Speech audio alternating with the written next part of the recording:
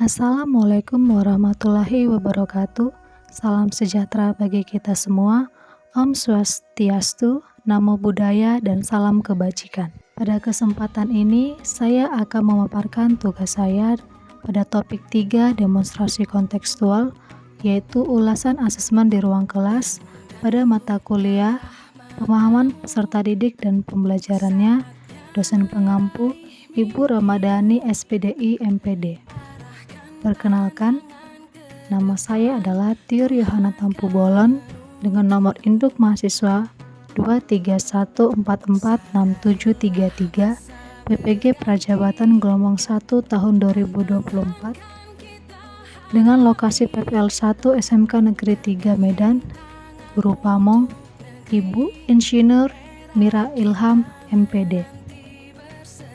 Identitas asesmen yang saya analisis adalah pada mata pelajaran matematika kelas 11 fase F pada satuan pendidikan SMK.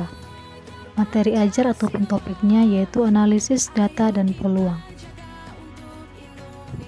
Capaian pembelajaran. Di akhir fase F, peserta didik mampu melakukan proses penyelidikan statistika untuk data bivariat.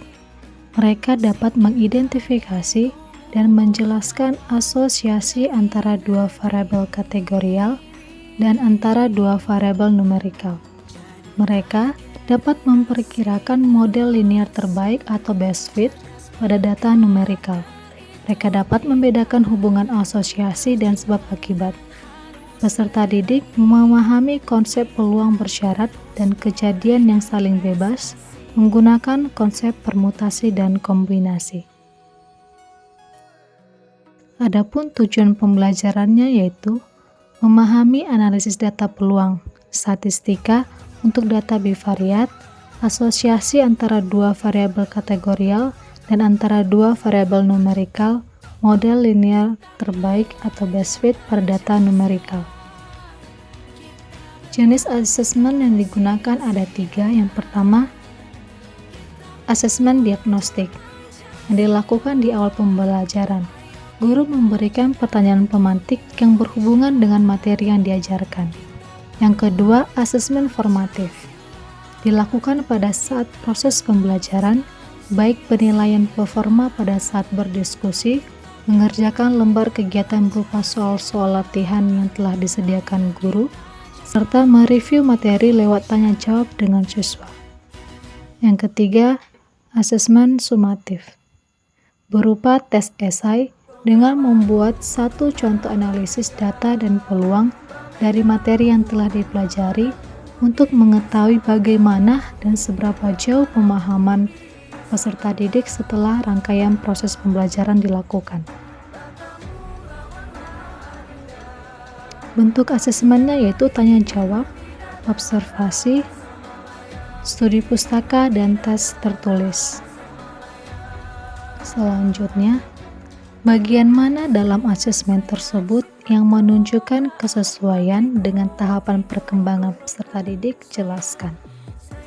Bagian dalam asesmen yang disesuaikan dengan tahapan perkembangan peserta didik adalah tentang dimensi profil Pancasila yang meliputi kemampuan bernalar kritis, mandiri, dan gotong royong dalam diskusi kelompok. Peserta didik pada kelas 11 termasuk pada tahap operasional formal. Peserta didik mencapai puncak perkembangan berpikir kritis pada tahap ini. Berpikir kritis pada tahap ini melibatkan kemampuan untuk memahami konsep-konsep abstrak.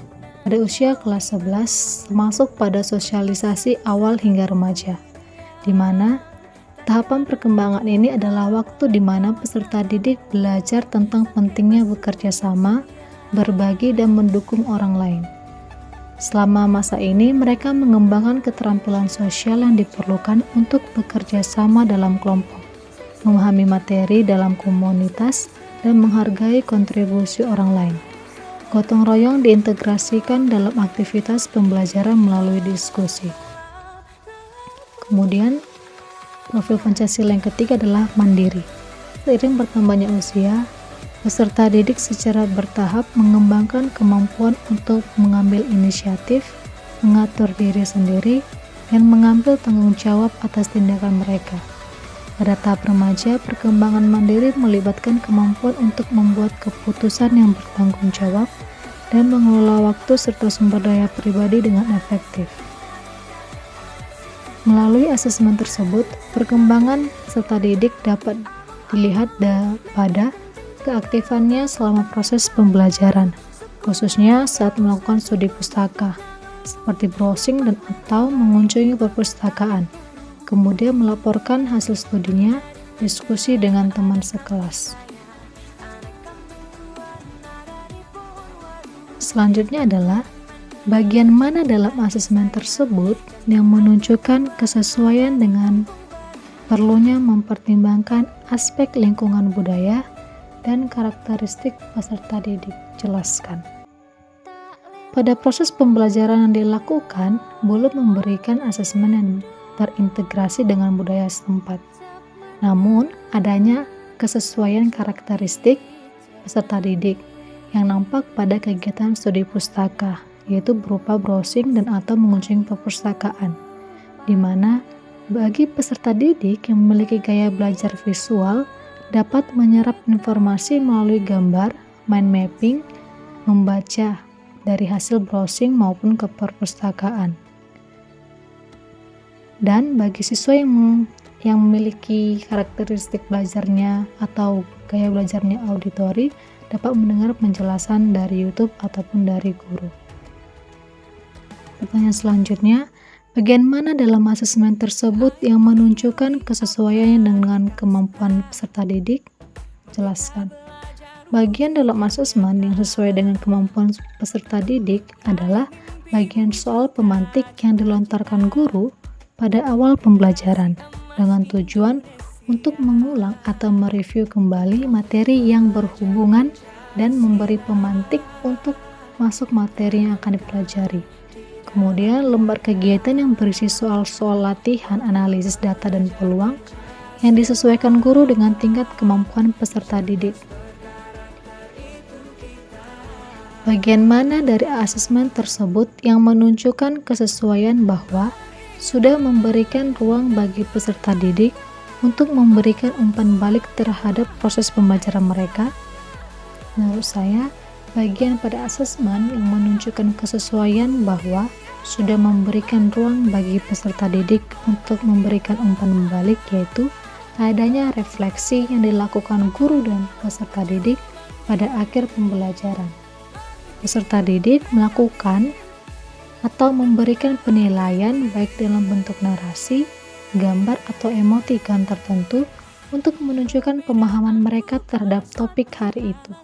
Adanya sesi tanya jawab, kemudian adanya penilaian dari teman sejawat.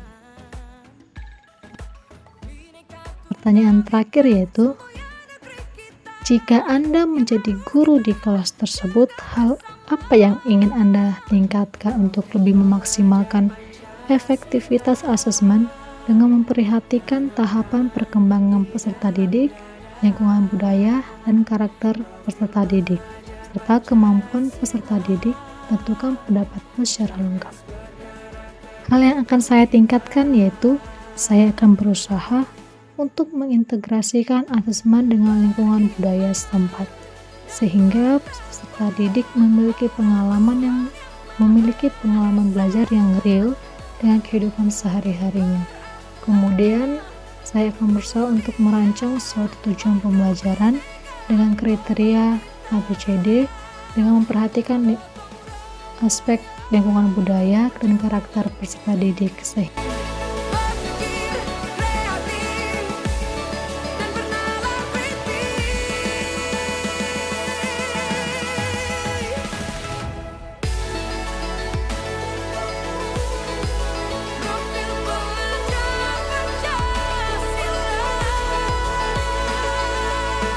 Sekian pemaparan saya, terima kasih.